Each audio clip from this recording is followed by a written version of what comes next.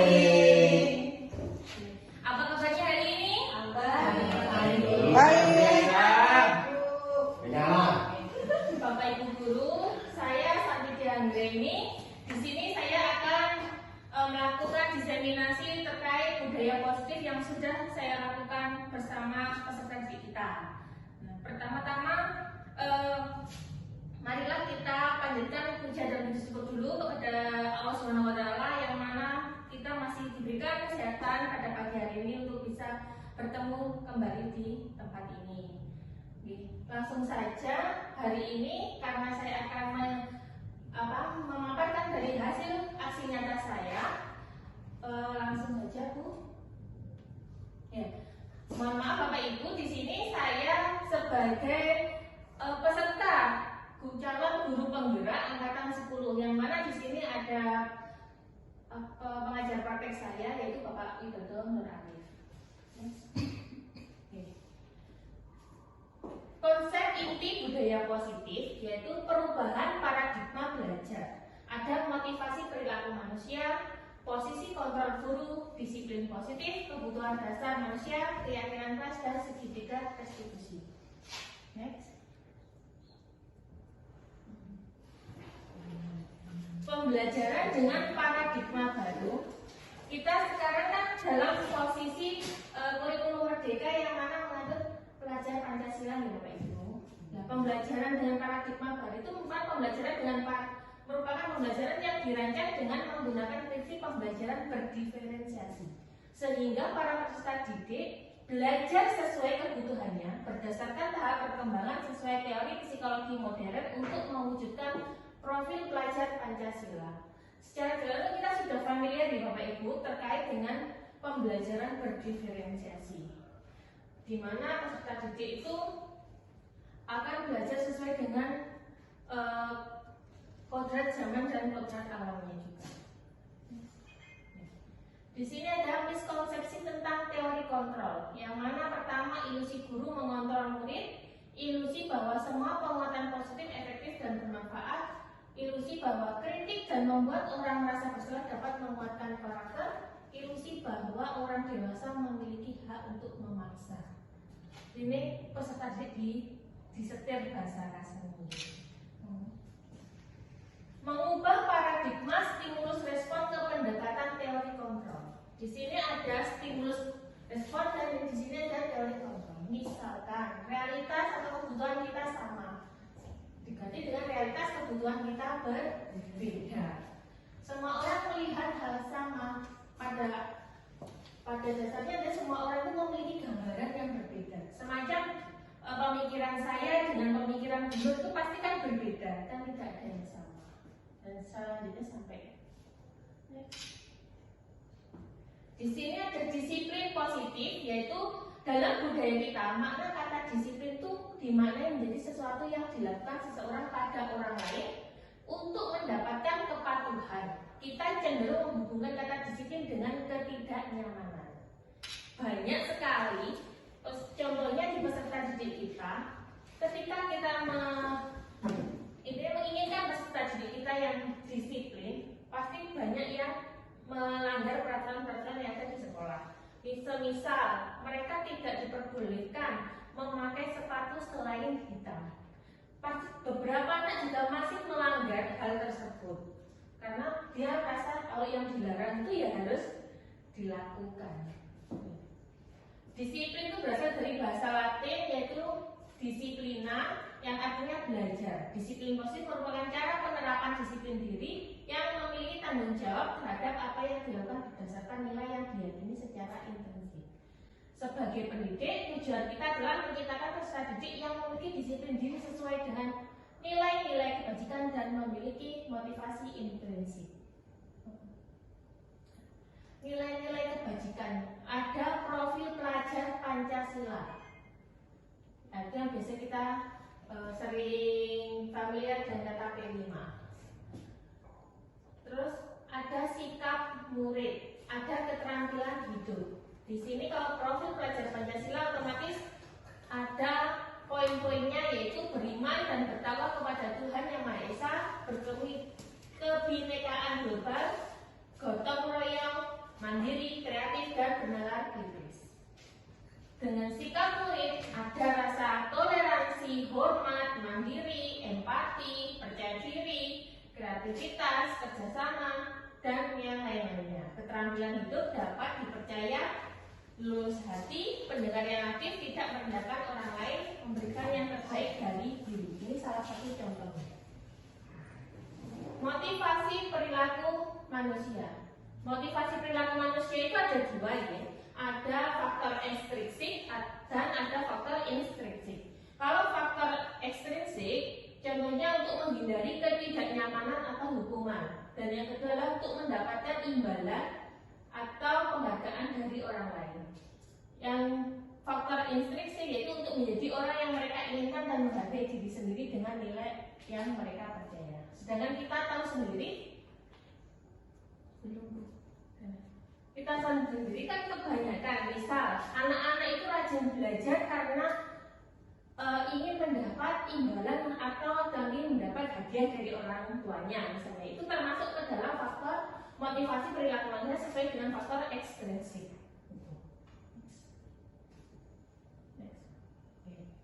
Ini ada kebutuhan dasar manusia. Apa sih itu kebutuhan dasar manusia? Kebutuhan dasar manusia itu usaha untuk mendapatkan apa yang kita inginkan, untuk memenuhi suatu kebutuhan dalam diri kita, biasanya seperti itu. Kebutuhan dasar manusia itu ada 5. Yang pertama itu bertahan hidup, terus kedua kasih sayang dan rasa terima, penguasaan, kebebasan, dan ini kesenangan. Ya, bertahan hidup contohnya apa? Makan, minum, kesehatan, tempat tinggal, kita ingin jajan, itu termasuk kebutuhan untuk bertahan hidup. Kalau rasa kasih sayang dan rasa diterima itu misalnya kita dipedulikan sama orang lain, kita diberikan kasih sayang sama orang lain, itu termasuk rasa kasih sayang. Kalau penguasaan itu ada harga diri, memimpin, keinginan untuk dianggap atau diakui. Kebebasan itu mandiri, memiliki pilihan, mencoba hal baru. Kita punya kebebasan untuk melakukan sesuatu hal sesuai dengan keinginan diri kita sendiri. Dan yang terakhir adalah kesenangan, itu bisa bermain, melakukan hobi, tertawa, gitu seperti itu. Di sini ada bedanya hukuman, konsekuensi, dan restitusi. Misal hukuman tidak terencana, tiba-tiba, murid tidak dilibatkan, bersifat satu arah, berupa hukuman fisik atau psikis. Kalau konsekuensi itu terencana, murid disepakati sesuai dengan peraturan. Murid tetap dibuat tidak nyaman, guru memonitor murid. Tapi kalau restitusi, proses menciptakan bagi murid untuk memperbaiki kesalahan. Terus proses berkolaborasi dengan mengajarkan murid untuk mencari solusinya sendiri. Nah, di sini ada 5 posisi kontrol guru terhadap murid. Yang pertama, sebagai penghukum, guru sebagai penghukum. Seringkali kan kita juga bisa dulunya seperti ini ya Bapak Ibu. Misal ada murid yang salah, kita langsung menghukumnya. Yang kedua, dengan pembuat merasa bersalah. Terus yang ketiga, kita sebagai teman, 4 pemantau, dan 5 manajer. Saya berikan pencontohnya, ketika misal ada siswa yang membolos, tidak mengikuti upacara bendera karena terlambat. Kalau kita sebagai memposisikan diri sebagai manajer, pasti kita akan ketika ketemu murid tersebut, kita akan bilang, apa kamu tahu kesalahanmu? Kira-kira bagaimana cara memperbaiki kesalahanmu? Seperti itu. Itu contoh kata-kata yang bisa kita ucapkan kepada peserta didik ketika posisi kita sebagai manajer. Nah, tapi kalau kita sebagai teman, memposisikan diri sebagai teman, biasanya kata-kata yang sering kita gunakan itu seperti ini. Ayo dong, ikutin aturan sekolah, tolong bantu Bapak dan Ibu sekali ini ya. Ya sudah, tidak apa-apa, lain kali jangan dilakukan lagi ya. Itu kita bisa memposisikan diri sebagai teman. Terus kalau sebagai pemantau, biasanya kata-katanya seperti ini. Kamu sudah melanggar peraturan sekolah, kamu tahu konsekuensinya. Seperti itu. Kalau sebagai penghukum, seringkali gimana Bapak Ibu ketika anak ada peserta didik yang telah datang ke sekolah, kira-kira bagaimana? Langsung diberi hukuman. Hukumannya apa kira-kira? Hukumannya disesuaikan dengan si kondisi. Biasanya kan kita kalau tiba-tiba begini langsung, coba lari 10 kali keliling lapangan. Nah, itu termasuk kita bisa kita memposisikan pendidik sebagai penghukum. Ya. Kalau kita membuat dalam posisi membuat merasa bersalah, contohnya bisa kayak gini. Berapa kali bapak atau ibu sudah mengingatkanmu? Apakah kamu kasihan? Apakah kamu tidak kasihan kepada ibu jika ibu ditegur berulang kali karena kesalahanmu? Bisa seperti itu. Next. Nah, bapak ibu, ini tentang keyakinan kelas yang sudah saya buat. Mengapa keyakinan kelas? Mengapa bukan peraturan kelas? Next. Keyakinan kelas itu sebenarnya peraturan yang ada di kelas yang harus kita sepakati bersama peserta didik. Intinya kita buatnya bersama peserta didik. Pembentukan keyakinan kelas itu sebenarnya keyakinan kelas bersifat lebih abstrak daripada peraturan. Jadi yang kita sesuai dengan yang diinginkan kelas tersebut, kita buatnya bareng-bareng. Berupa pertanyaan-pernyataan universal, pernyataan dibuat dalam bentuk positif, keyakinan kelas sebenarnya tidak terlalu banyak sehingga mudah diingat dan dipahami oleh semua warga kelas. Sesuai dengan kondisi kelas atau sekolah sehingga mudah diterapkan. Semua warga kelas dilibatkan dalam pembuatan keyakinan kelas lewat kegiatan curah pendapat. Ini contohnya ketika saya membuat keyakinan kelas di kelas kami. Assalamualaikum wabarakatuh. Waalaikumsalam warahmatullahi wabarakatuh. Selamat pagi. Pagi. Gimana kabarnya hari ini? Alhamdulillah.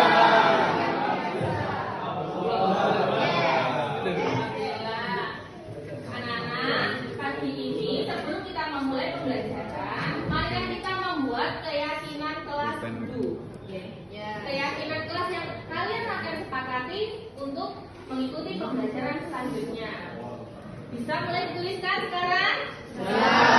Oke, silakan. Silakan mulai menuliskan keyakinan kelas yang sampean yakini, yang sampean inginkan. Peraturan seperti apa yang sampean inginkan untuk di kelas ini?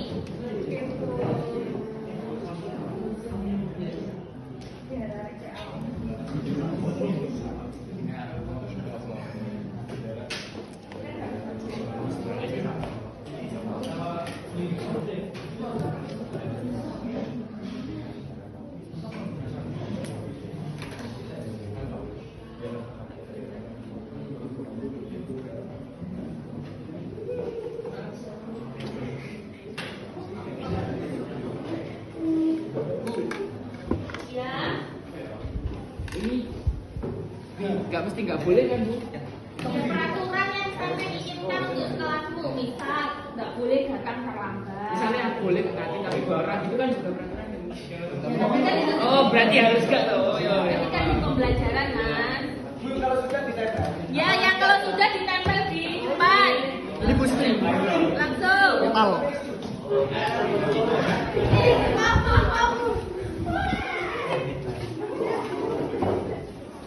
Terserah bagaimana. Kalau nggak usah dikasih nama loh. Ya, nggak usah dikasih nama. Ada dikasih dong.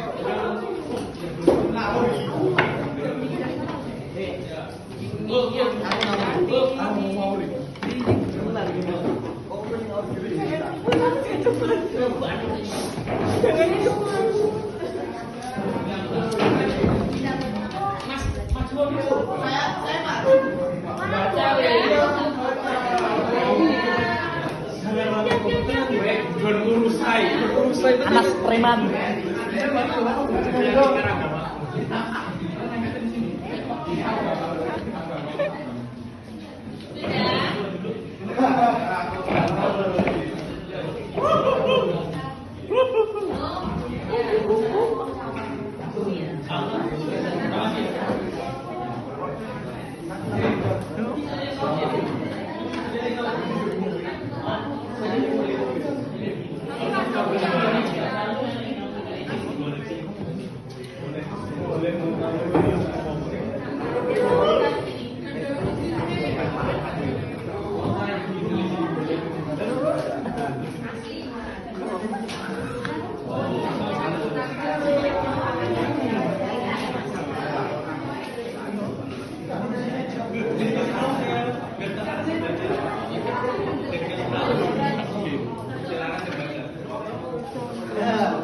Teman-teman, ini kan temannya Samyan, Mas Anas kan mau membacakan dari keyakinan kelas yang akan diyakini kelas ini. Kesepakatannya bagaimana? Coba Mas Anas bacakan satu-satu, kira-kira teman kalian itu sepakat apa tidak dengan yang aturan yang dituliskan temanku?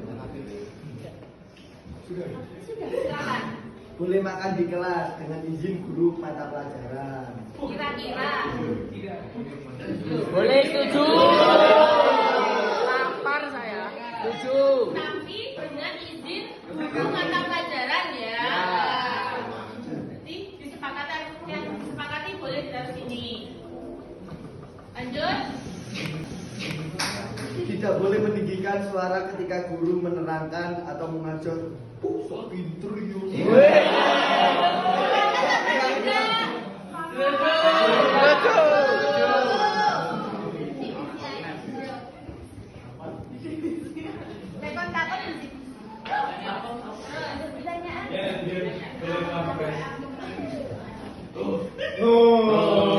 Kerjasama menjaga kebersihan kelas.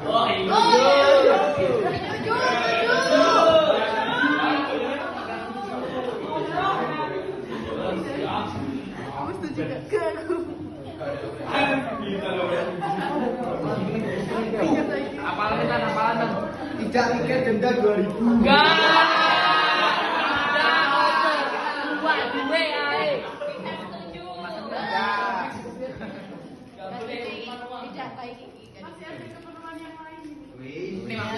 Dibolehkan makan dan minum saat pelajaran. Ya setuju. Atas izin kan? Sesuai izin. Menjaga kebersihan loker. Tidak. Hanya dibersihkan.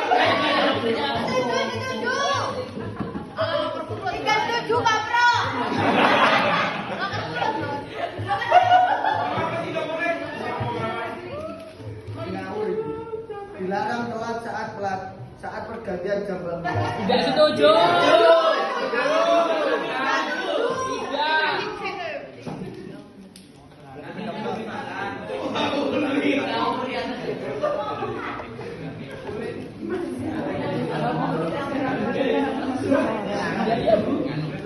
Dilarang makan. Loh,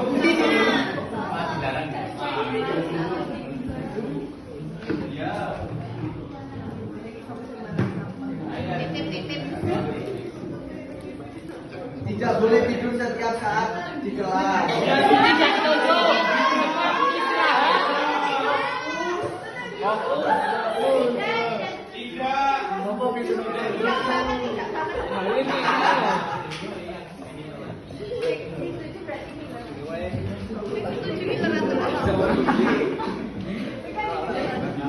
Tidak dibolehkan main game saat Tidak setuju.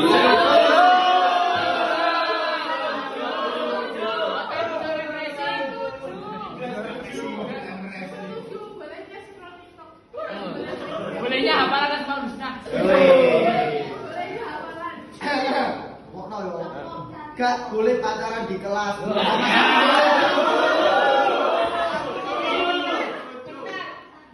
saya. Beneran bukanya banyak loh Bu. Gak boleh pacaran di kelas. Apa kalian sering jadi obat nyamuk? Iya.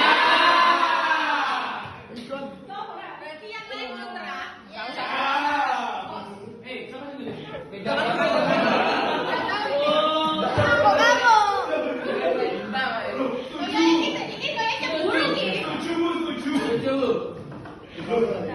Satu lagi, ini habis sama semua.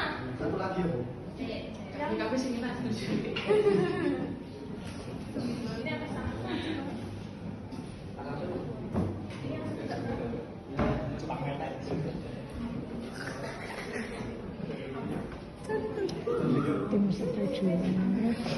Apa Bu? Biasa Bu, kita anaknya. Tidak teriak-teriak yang tidak perlu saat di kelas. Ya setuju. Sang-sang biasa itu.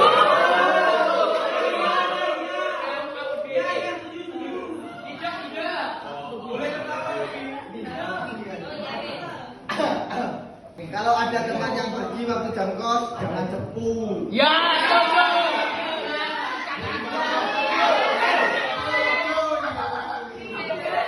Cepunya gimana? Ya nggak tahu ini Bu. Disalin. Bisa kasih contoh mungkin yang merasa. Ayolah, biasanya kan nggak tahu dulu. Siapa? Cuma jangan cepu gitu loh. Ya, paling itu aku deh. Cepu itu kayak padulan. Oh, anak kecil.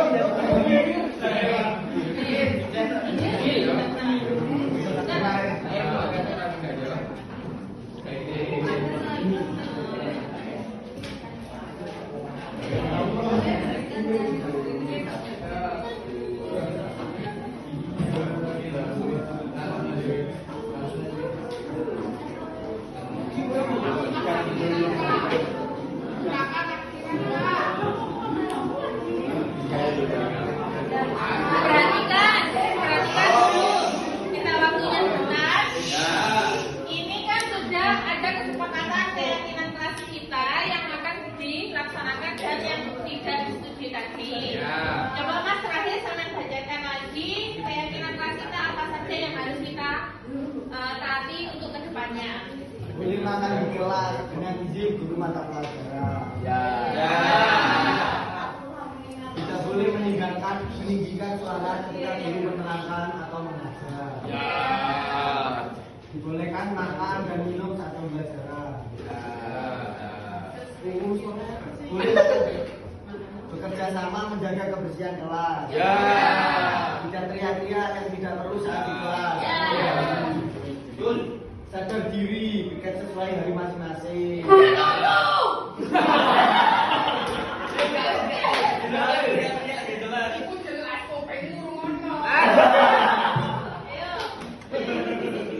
Menjaga kebersihan loker. Kalau ada teman yang pergi waktu jam kos jangan cepu. Sudah, jadi ini semua keyakinan kelas yang ada di kelas ini yang harus ditaati untuk kedepannya ya. Kita sepakat ya. Dan sudah, marilah kita memulai pembelajaran pada pagi hari ini. Jadinya seperti ini. Ini keyakinan kelas 11.5. Di situ ada peraturan-peraturan yang sudah kita sepakati bersama di kelas 11.5. Next.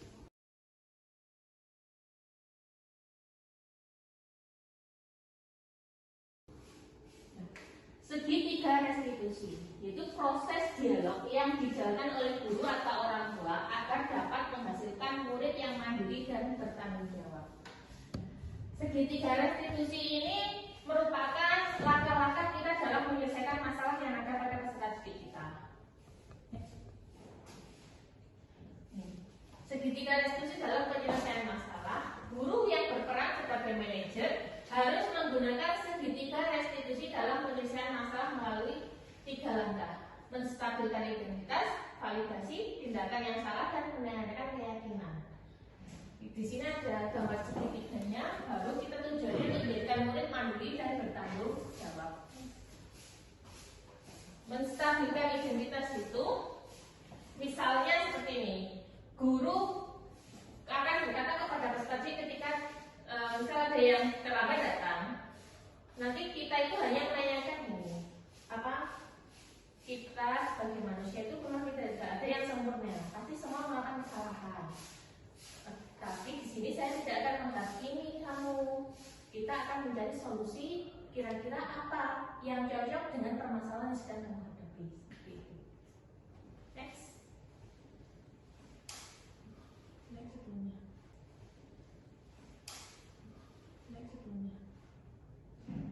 Validasi tindakan yang salah. Pastinya kan setiap anak itu melakukan kesalahan itu mesti ada alasannya ya. Misal kenapa tadi kok datangnya terlambat? Mungkin karena macet atau karena hal lain. Di sini akan guru akan menanyakan apa alasannya itu. Di sini ketika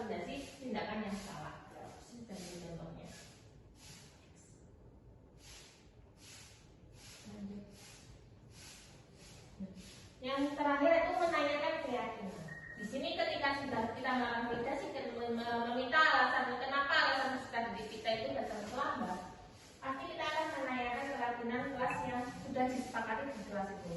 Misal, kamu masih ingat dengan keyakinan kelas kita kira-kira apa? Mungkin karena tidak boleh datang terlambat Bu, seperti itu. Kalau sudah tahu kira-kira solusi apa yang akan kamu lakukan untuk mengatasi permasalahan tersebut, bisa seperti itu. Di sini ada contoh penerapan segitiga restriksi. Yang kasus pertama, Amel, siswi kelas 11, tidak mengumpulkan tugas yang saya berikan. Setelah saya tanya alasannya, dia beralasan mengantuk karena tidurnya kemalaman, sehingga dia tidak bisa menyelesaikan tugasnya seperti teman-temannya yang lain. Saya menanyakan tentang keyakinan kelas yang diyakini. Dia berkata, menurut keyakinan kelas, dia tidak bertanggung jawab menyelesaikan tugasnya. Dia meminta maaf dan tidak akan tidur malam lagi, serta akan menyelesaikan tugasnya dan mengumpulkan besok. Siang, Mbak Amel sudah tahu kenapa saya panggil ke sini? Sudah. Kira-kira kenapa rasanya? Kenapa kan teman-temannya itu kan sudah mengumpulkan tugas tepat waktu? Kenapa Mbak Amel sampai tidak mengumpulkan? Apakah tidak masuk waktu hari itu? Masuk. Itu saya tidak tahu. Di sini tuh saya tidak akan mencari siapa yang salah ya. Tapi saya hanya mengklarifikasi kira-kira apa alasan Mbak Amel tidak mengumpulkan tugas dan bagaimana kita mencari solusinya. Kira-kira jika Mbak Amel sudah tahu kesalahan tersebut, apakah Mbak Amel masih ingat keyakinan kelas kita yang sudah kita buat?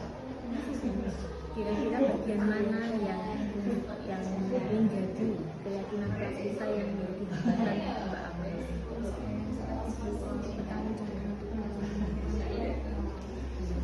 Sekarang kita sudah tahu kira-kira solusi apa yang akan Mbak Amel lakukan setelah kita mengetahui bahwa tugas ini harus dikumpulkan.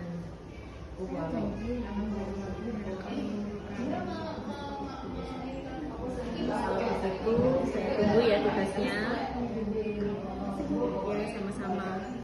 Di sini ada kasus 2, ketika Aurel dan Sidik siswa kelas 11 datang terlambat. Setelah saya tanya alasannya, mereka datang terkena macet dan bangun kesiangan.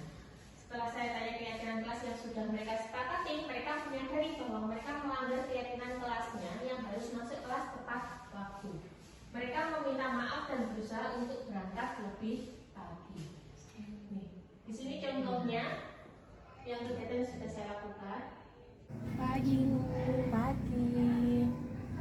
Kenapa hari datanya terlambat? Karena tadi macet Bu. Saya bangunnya kesiangan.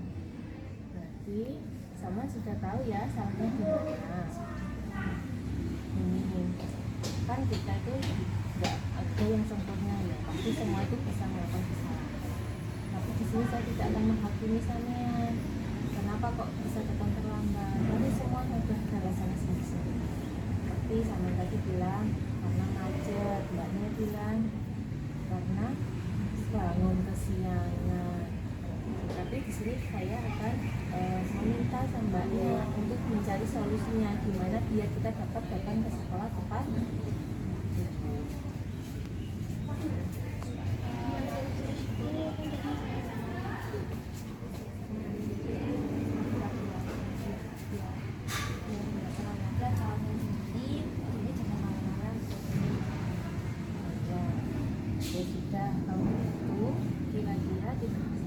Enggak keyakinan kelas kita masih apa?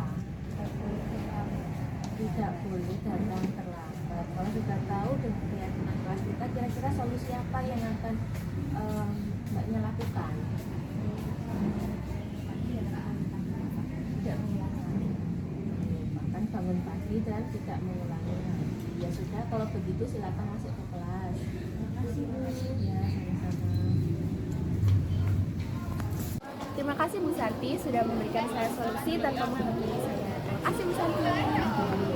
Karena Bu Santi menerapkan 3 restitusi, maka di sini kita tidak dihakimi, namun kita disarankan untuk memilih solusi. Bapak Ibu, demikian tadi hasil aksi nyata saya tentang budaya positif di sekolah kita. Mungkin ada masukan, ada komen, ataupun kritik dan saran ke Bapak Ibu untuk saya. Komen monggo.